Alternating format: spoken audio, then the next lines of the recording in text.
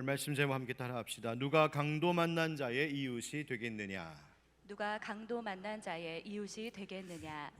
목장 방학 동안 평안하셨습니까? 오늘 목장 이제 개강을 시작하며 또 예배하기 위하여 모인 모든 우리 목장 모원 식구를 축복합니다. 특별히 또 우리 보니까 목자들이 목원들 이렇게 챙겨갖고 함께 이렇게 나오신 모습 보니까 얼마나 아름답고 고우신지요.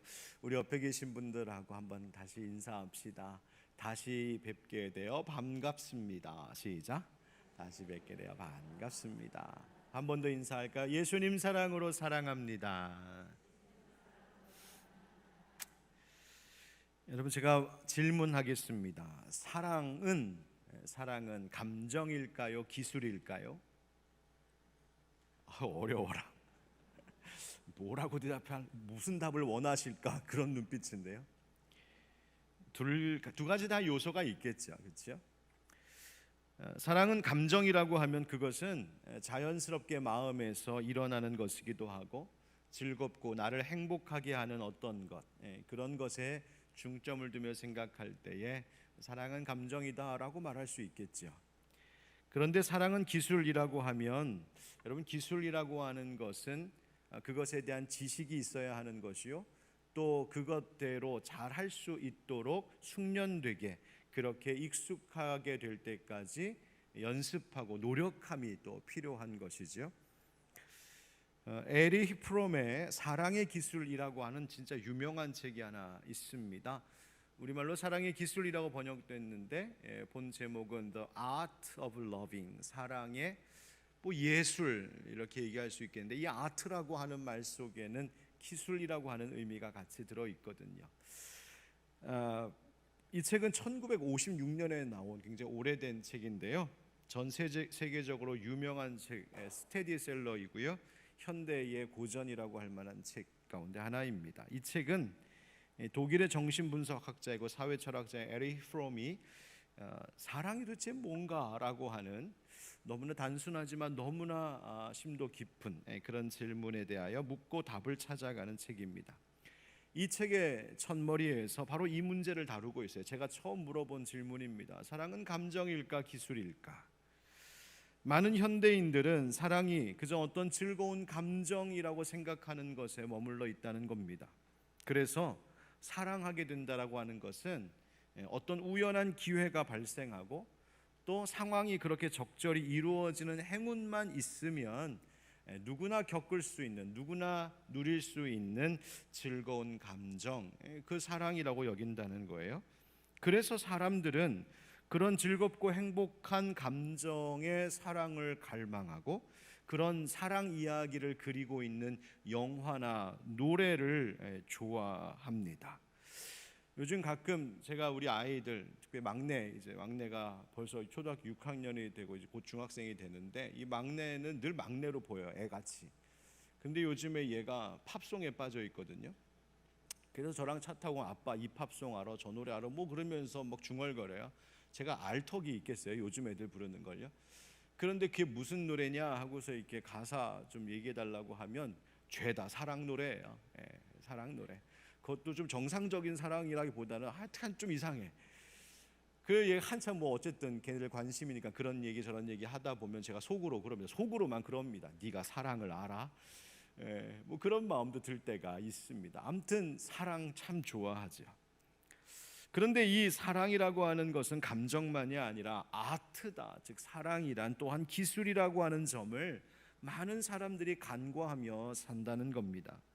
즉 사랑은 사랑하기 위해 사실은 배워야 할 것이 많다, 내가 연습하고 숙련시켜야 할 일들이 참 많다라고 생각하는 사람들은 별로 많지 않다는 겁니다.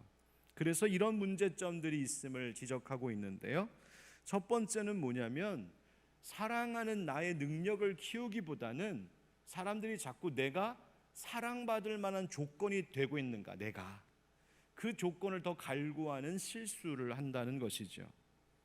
대부분의 사람들이 사랑을 생각할 때 내가 사랑할 줄 아는 능력이 있는가, 사랑의 내 실력이 어떤가를 생각하기보다는 내가 사랑받기 위해 지금 어떤가, 이것만 자꾸 생각한다는 거예요. 그러니까 사랑을 주는 것보다 받는 것에 관심이 더 많다는 거죠.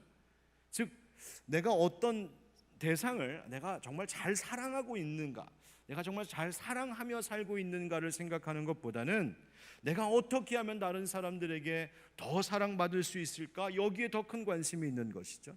그래서 사람들이 어떻게 할까요? 여기서 예를 드는 건데, 물론 이 책이 1950년대 지어진 책이니까 그것을 감안하더라도 이런 얘기하는 거예요. 남자들은 성공하고 자기의 지위를 높이고 힘과 돈을 모아서 내가 사랑받을 만하게 되려고 애를 쓰는 거죠. 여성들은 자기의 몸을 더 가꾸고 예쁘게 치장하여 나를 매력 있게 돋보여서 더 사랑받을 만한 사람 되게 하려 한다는 것입니다. 그렇게 사람들은 더 잘 사랑하는 방법, 즉 내가 어떻게 하면 더 잘 사랑할까, 그 방법을 찾고 배우고 연습하기보다는 내가 어떻게 더 사랑받을까 더 많이 노력할 뿐이라는 것이죠. 그러니 사랑을 하는 기술, 사랑하는 능력, 사랑의 아트에 대해서는 관심이 떨어지는 것입니다. 또 사람들이 이렇게 사랑의 기술에 관심을 덜 갖게 되는 두 번째 이유는 사랑을 주는 나보다 나의 사랑을 받을 대상을 평가하는 실수 때문이라고 말하고 있어요. 사랑은 대상이 어떠냐에 달린 것이라 생각한다는 겁니다.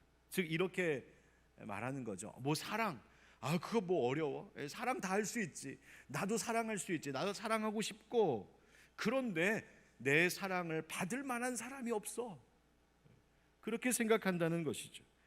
그러니까 우리의 관심이 어디에가 있냐면 내가 얼마나 사랑을 깊이 있게 성숙하게 할 줄 아느냐에 있는 것이 아니라 저 사람이 나의 사랑을 받을 만한 대상인가?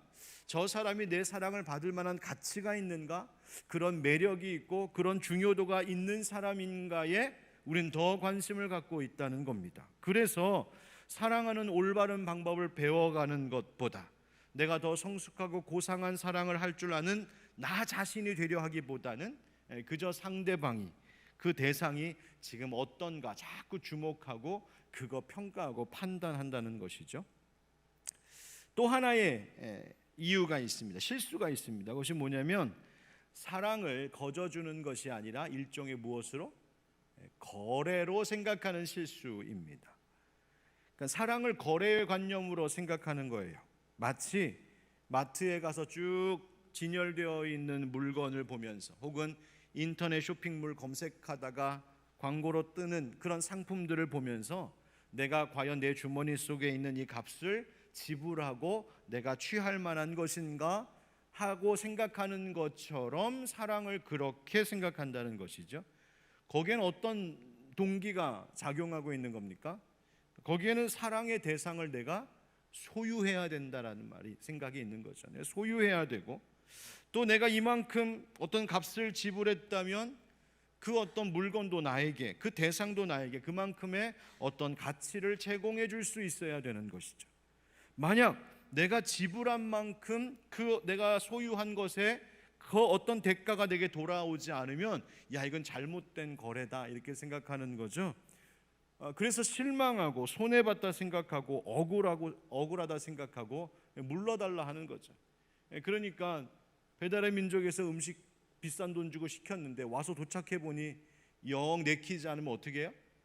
사람들이 사진 찍어갖고 그거 막 올려갖고 악플 달고 그런 것 같이 사람도 그렇게 본다는 거예요. 거래로. 그래서 부부 사이에도 사랑했는데 내가 희생한 것대로 그 대가가 돌아오지 않으면 남편 환불해달라고 반품한다고 뭐 이런 이야기, 농담들이 오고 가는 이야기가 바로 사랑을 거래로 여기기 때문이라는 거예요. 왜 이런 문제들이 있을까? 또 이런 문제로 인한 결과가 뭘까? 결국 사랑을 그저 감정으로 사랑을 하면서 내가 누리게 될 어떤 만족 이런 것에만 주목하기 때문이죠. 정작 사랑을 하는 나는 얼마나 실력 있고 얼마나 성숙한 사랑을 하고 있는가 이것에 대해서는 깊이 돌아보며 연습하기를 소홀하기 때문인 것입니다. 이와 같은 사랑에 대한 관찰을 가만히 생각해 보면 이것은 그저 연애할 때의 남녀만의 문제로만 국한되지는 않습니다. 이것은 부부에게도, 또 가정 안에서 부모와 자식 간에도, 형제 간에도, 그리고 교회 안에서 성도들과의 관계 속에도 얼마든지 적용할 수 있는 주제들인 것 같아요. 이런 교회 혹은 우리 목장, 오늘 개강으로 모였으니까 목장 안에서의 성도들과의 관계도 한번 생각해 볼까요? 내가 어떻게 하면 다른 사람들을 더 사랑할 수 있을까? 내가 다른 사람들을 사랑하는 그 질이 어떻게 하면 더 높아지고 고상해질 수 있을까? 교회를 더 사랑하는 나의 마음을 어떻게 더 키울 수 있을까? 목회자들을 사랑하고 다른 목원들, 또 우리 목자를 더 사랑하는 실력을 내가 어떻게 키울까? 이런 것에 관심을 갖기보다는 내가 어떻게 하면 교회 가서 더 사랑을 받을까? 내가 어떻게 하면 목장 안에서 사랑을 받을까만 생각하면 여러분 어떤 결과가 오겠어요? 가장 본질적인 것은 하나님보다 사람이 항상 더 커 보이는 거죠. 하나님 보이지 않고 사람만 그냥 보이는 겁니다. 교회 와도 목장에 모여도 사람만 보입니다. 그러면서 어떻게 할까요? 내가 사랑받을 만한 자격 자꾸 갖추려고 하니까 겉모습만을 가꾸면서, 그러다 보면 때로는 위선적이고 가식적인 태도로 교회 생활, 목장 생활, 신앙 생활 할 수 있는 위험에 빠지게 되는 겁니다. 그리고 그래서 내가 그렇게 노력하고 그렇게 어떻게든 사랑받을 만하게 나를 가꾸고 꾸미고 막 어떻게 애를 썼는데 그래도 내가 사랑받지 못한다라고 생각이 들면 자기 자신에 대해서 어떻게 생각하겠어요? 실망하는 거죠. 나는 사랑받지 못하나 봐. 열등감에 빠지기도 하고요, 좌절하게 되고요, 그리고 결국은 어떻게까지 되겠습니까? 교회와 목장 생각하면서 불만이 생기는 거죠. 여기는 사랑이 없어. 우리 목장은 사랑이 없어. 우리 교회는 사랑이 없어. 내가 사랑받을 거 생각하며 가니까 그렇게 판단하고 평가해 버리는 것이죠. 또 아까 두 번째 문제 기억하십니까? 사랑의 깊이와 그 실력을 키우기보다 상대를 판단하는 거죠. 교회와 또 다른 성도들과 목원들 혹은 목회자들, 저 사람들이 사랑받을 만한가, 내 사랑을 줄 만한가, 그럴 가치가 있는가, 그 가치와 매력이 있는가만 평가하려 드는 것이죠. 그렇게 되면 어떻게 될까요? 실망합니다. 실망할 수밖에 없습니다. 우리들 성에 차질 않거든요. 여러분, 요즘 교인들은요, 모든 면의 수준이 많이 높아져서요, 교회와 목장에 대한 기대, 목회자에 대한 기대가 굉장히 커졌습니다. 우리 교인들이요, 그냥 일평생 박경수 목사의 설교만 최고인 줄 알고 살면 제가 얼마나 행복하겠어요. 제가 얼마나 사역하기가 편하겠어요. 그런데 그렇지 않거든요. 아마 10배, 20배 더 많은 목사님들의 설교를 듣고 또 그렇게 생각할 수밖에 없지 않겠어요? 그러면 당연히 수준이 높아지죠. 더 많이 보이게 되죠. 더 많이 들리게 되죠. 그러니 필요도, 갈급함도 더 커지지요. 그러니까 그냥 당 상대가 어떠한가, 그가 어떠한지만 자꾸 평가하려 들면은 내 성에 다 차지 않습니다. 나를 채우기가 역부족일 경우가 많이 일어나죠. 그러니 채워지지가 않아, 만족스럽지가 않아, 내가 바라고 원하는 수준에 저 사람은, 이 목장은, 이 교회는 미치지를 못해. 이걸 고상한 말로 우리가 뭐라고 말하는지 압니까? 은혜가 안 돼, 충만하지가 않아, 이렇게 결론 내버리는 거예요.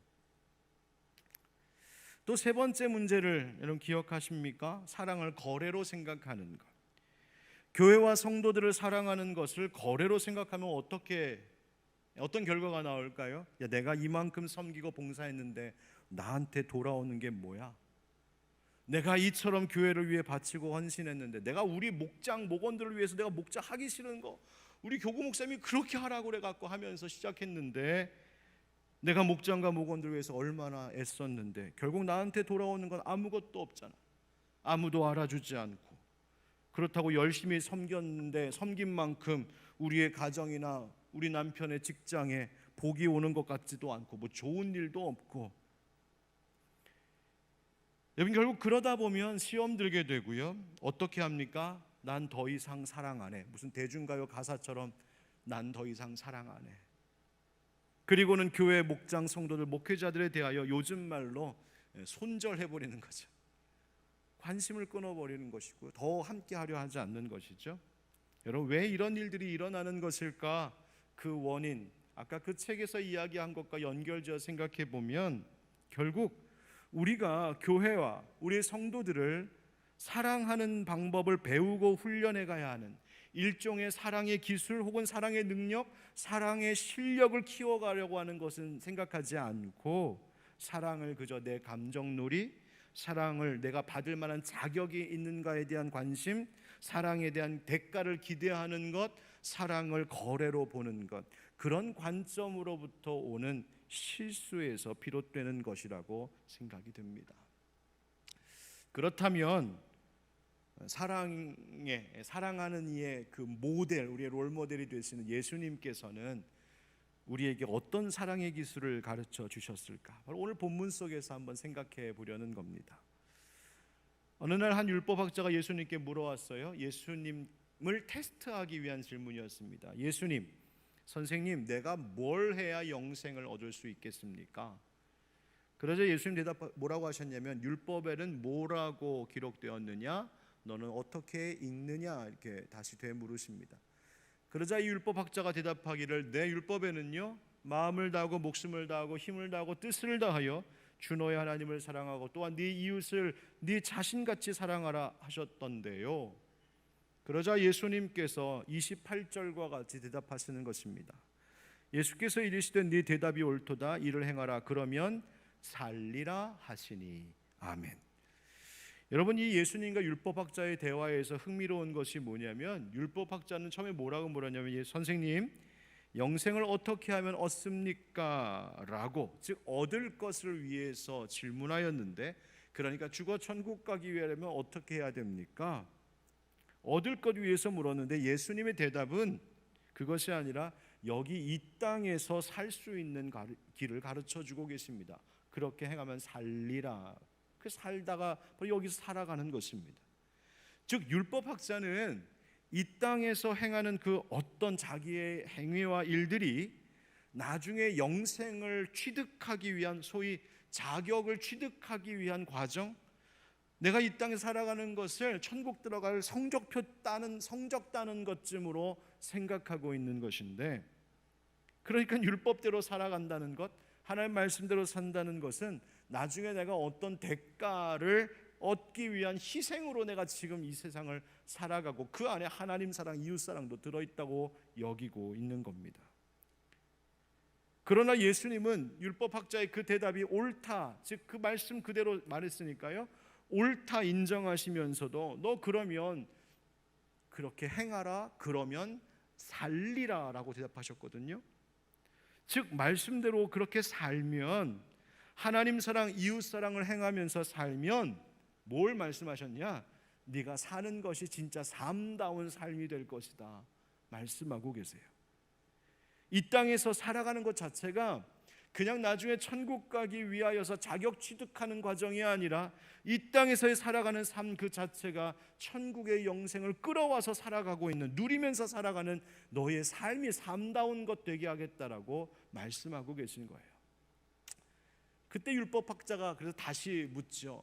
하나님 사랑, 이웃 사랑, 그러면 예수님 이웃이 누구입니까? 라고 묻습니까? 이웃이 누구입니까? 그때 들려주신 이야기가 바로 선한 사마리아인 이야기죠. 바로 여기에서 오늘 예수님의 사랑의 기술을 한번 좀 배워보겠습니다. 한번 따라 하실까요? 사랑의 능력을 키워봅시다. 사랑의 능력을 키워봅시다. 여러분, 이 선한 사마리아인, 이야기를 다시 제가 반복하지 않겠습니다만, 이 선한 사마리아인은 자신이 어떤 사랑을 받는가 보다 그저 이 강도 만난 사람을 도우며 섬겼습니다. 사마리아인이 이 강도 만난 사람을 도운 것의 동기가 무엇이었는가 봤더니 33절 말씀에 우리 한번 같이 읽어볼까요? 시작. 어떤 사마리아 사람은 여행하는 중 거기 이르러 그를 보고 불쌍히 여겨. 아멘. 어떻게 여겼다고요? 불쌍히 여겼다.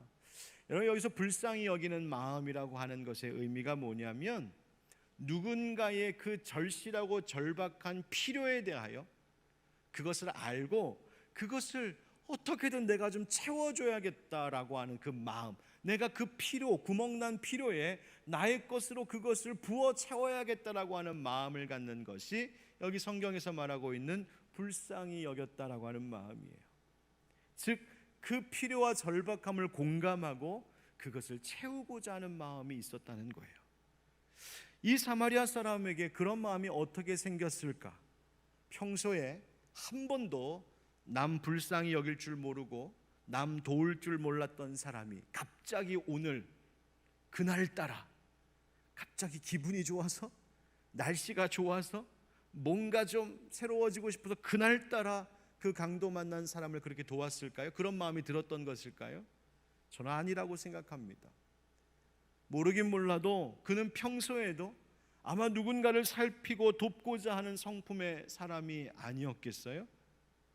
다시 말해 이 사람은 내가 누구로부터 사랑받을 만한 자격을 갖추기 위하여 애쓰는 인생이었다기보다는 늘 다른 사람을 돕고 섬기는 자기의 그 art of loving, 사랑의 기술, 사랑의 실력을 평소에도 늘 꾸준히 키워왔던 사람이 아니었겠습니까? 그런 사랑의 성품, 남을 돕고 채우려고 하는 그 습관이 몸에 배어 있었던 사람, 그래서 다른 사람의 어려움을 살피고 그 필요에 공감하면서 그것을 채우는 그 생활이 익숙한 사람, 그러니 그 강도 만난 사람, 그 위험한 상황 속에서도 그를 보았을 때 보자마자 그 마음속에 불쌍히 여기는 마음이 들었고, 감정만 그렇게 든 것이 아니라 그렇게 실제로 행했던 것이죠. 여러분, 예수님께서 그 율법학자에게 대답하셨던 말씀, 너 그러면 살리라 하신 것처럼, 여러분 바로 이것이 그리스도인들이 살아가는 삶의 방식임을 예수님이 가르쳐 주신 겁니다.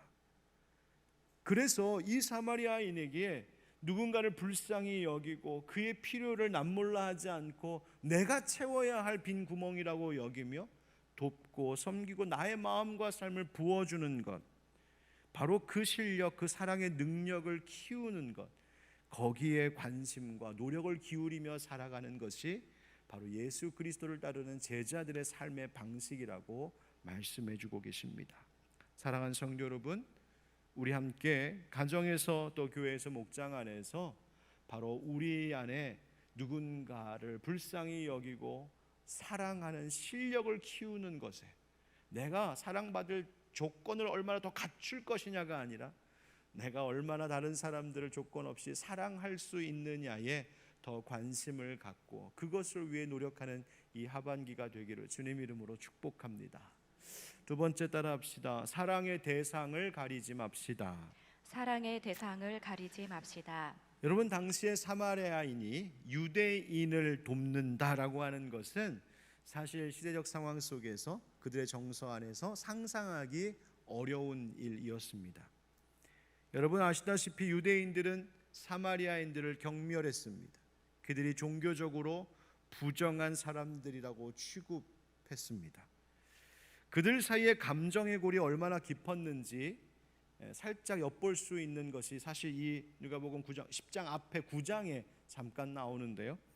이런 일이 있었어요. 하루는 예수님께서 사마리아인의 한 마을의 제자들과 들어가셨는데 그곳에 사는 사마리아 사람들이 예수님과 제자들을 그 마을에 받아들이지를 않았습니다.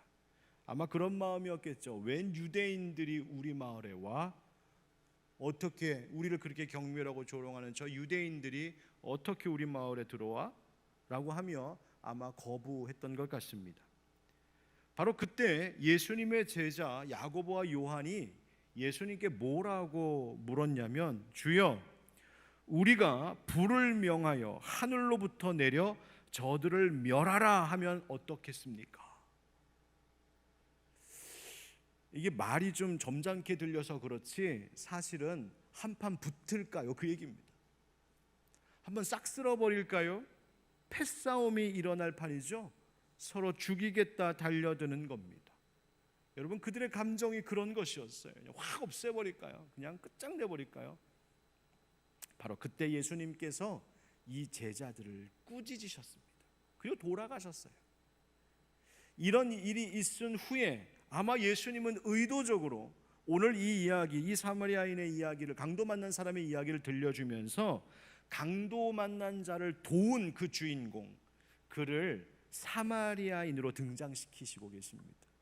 너희들이 싹 쓸어버리자고 멸하자고 했던 그 사마리아인, 그런데 그런 게 아니야 라고 하면서 세상에 많은 종류의 사람들이 있는데 유독 그들이 경멸하고 그냥 싹 쓸어버리자고 했었던 그 사마리아인을 들어서 예수님께서는 그가 강도 만난 자를 도운 이웃이야라고 지금 가르쳐주고 계십니다. 여러분, 사랑의 기술에 있어서 우리가 실수하는 두 번째가 나의 사랑을 줄 만한 대상을 평가하는 것이라고 했습니다. 사마리아인은 이 강도 만난 사람, 아마도 유대인이었을 거예요. 왜냐하면 그가 30절에 보면 예루살렘에서 여리고로 내려가던 중이었다고 하거든요. 그러면 그것을 추측할 수 있는 것이죠. 그런데 이 사마리아인이 그 강도 만난 유대인을 보고도 차별하지 않았다는 겁니다. 그럴 수 있었잖아요. 저 유대인 놈, 맨날 우리 사마리아인 조롱하고 경멸하고 멸시하더니 잘됐다, 꼴 좋다, 한번 된통 당해봐라. 그리고 나도 한 대 발로 뻥 차고 갈 수도 있었잖아요. 그런데 그러지 않았다는 겁니다. 그저 그의 쓰러진 그 아픔과 상처를 보고 불쌍히 여기고 도왔다는 것이죠. 에베소서 2장 13절 14절 말씀입니다. 우리 한번 같이 읽어볼까요? 시작. 이제는 전에 멀리 있던 너희가 그리스도 예수 안에서 그리스도의 피로 가까워졌느니라. 그는 우리의 화평이신지라. 둘로 하나를 만드사 원수된 것 곧 중간에 막힌 담을 자기 육체로 하시고. 아멘. 여러분, 이 사마리아인의 이야기도 그렇고 예수님께서 몸소 십자가 위에서 보여주신 것도 다 뭘 말하고 있냐면 사랑이란 차별과 배타적인 생각으로 한계를 짓지 않는 마음임을 가르쳐 주고 계신 것입니다. 여러분, 저는 우리 교회 성도들 또 이제 이 하반기에 목장의 목원 식구들의 관계가 그랬으면 좋겠습니다.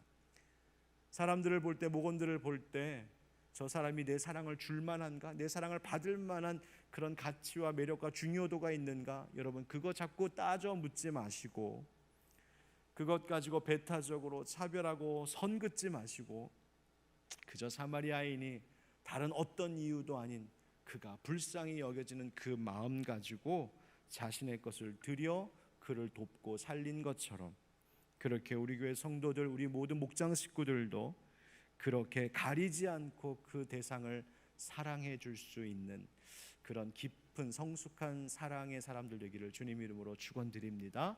세 번째 따라 합시다. 사랑의 대가를 바라지 맙시다.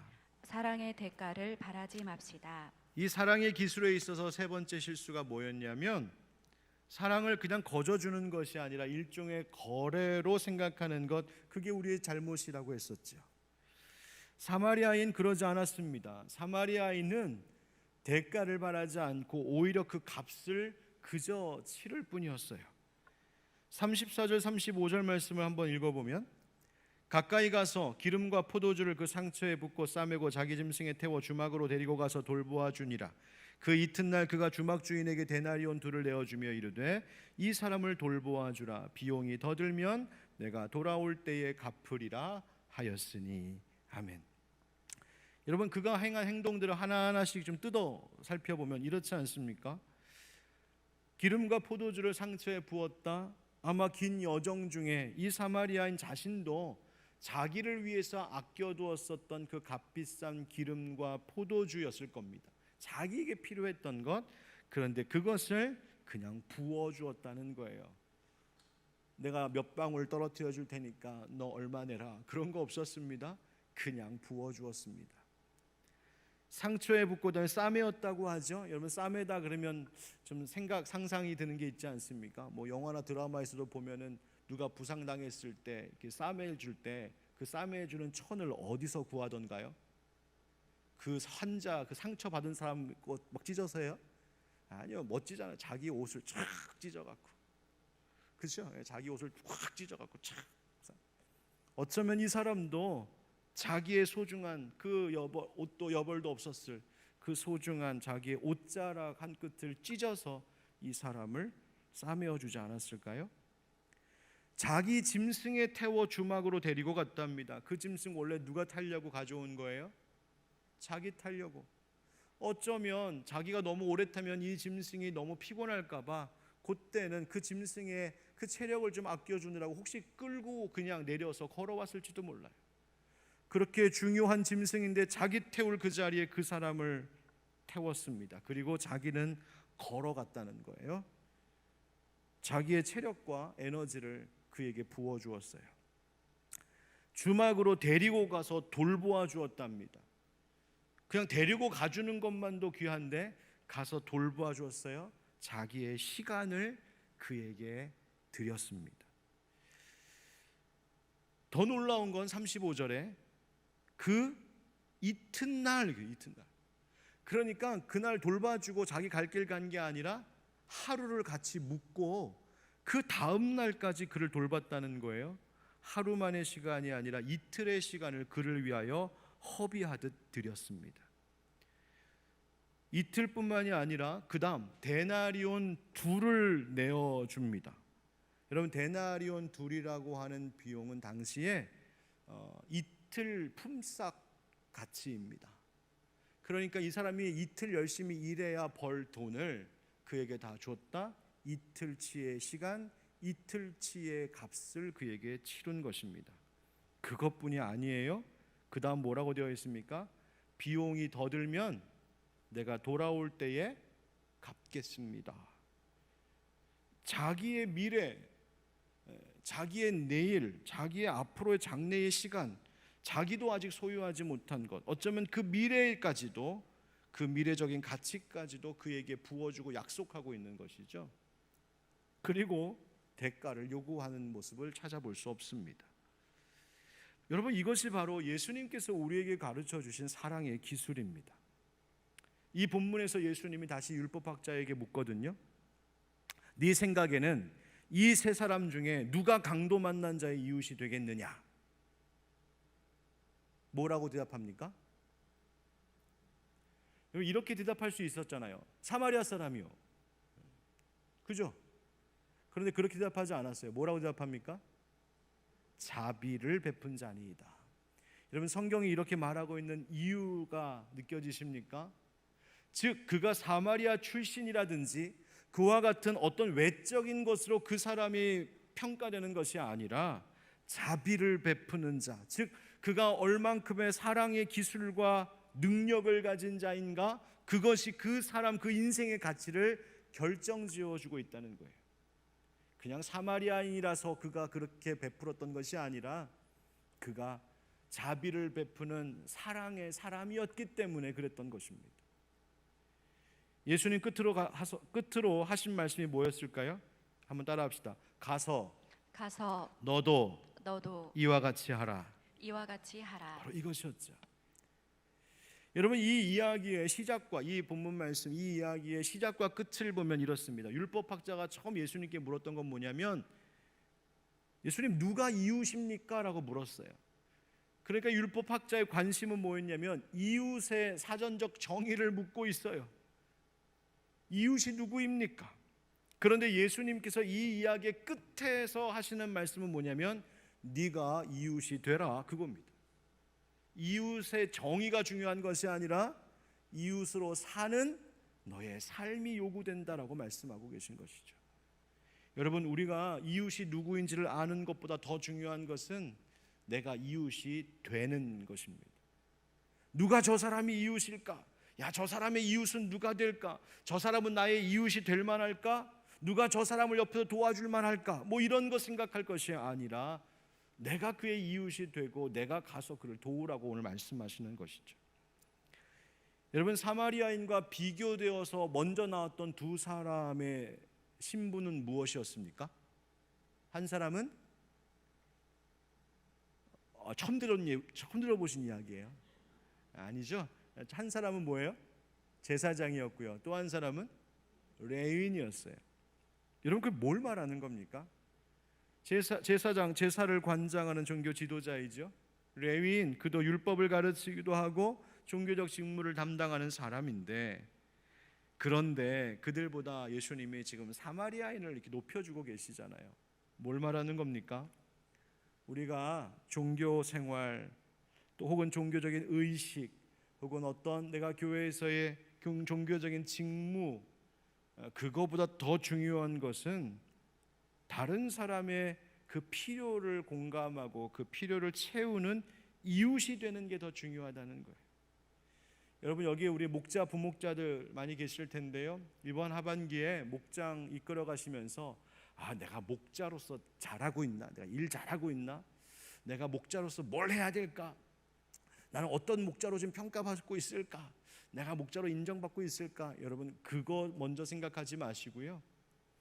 여러분들이 담당하고 있는 목원 한 분 한 분의 그저 좋은 이웃이 되어 주셨으면 좋겠습니다. 여러분, 우리 곁에도 우리 교회와 목장 안에도 강도 만난 사람이 있을 수 있습니다.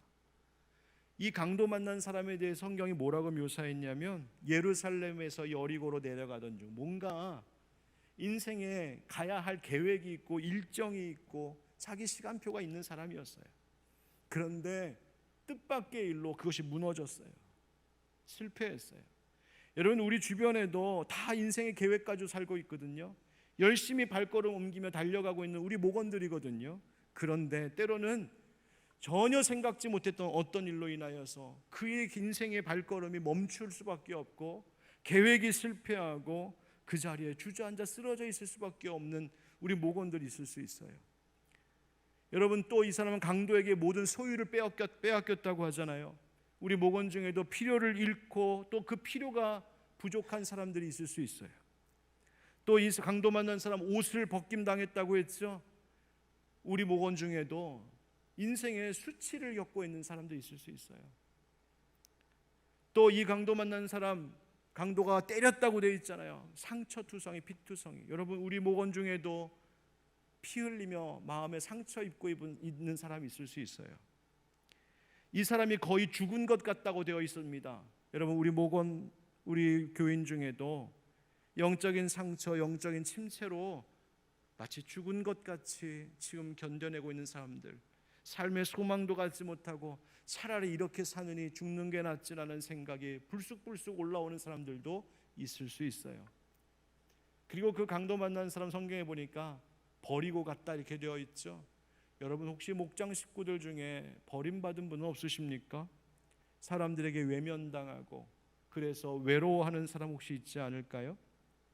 여러분, 오늘 우리 목장 안에 또 우리 교회 안에 우리의 주변 가운데 혹시 이 강도 만난 사람과 같은 형편 가운데 있는 이들은 없을지, 바로 그에게 네가 가서 이웃이 좀 되어주라고 오늘 말씀하시는 예수님의 그 음성에 귀를 기울이기를 간절히 소망합니다. 이 두 문장만 오늘 기억하고 가면 좋겠습니다. 따라합시다. 누가 강도 만난 자의 이웃이 되겠느냐? 누가 강도 만난 자의 이웃이 되겠느냐? 가서 너도 이와 같이 하라. 가서 너도 이와 같이 하라. 아멘.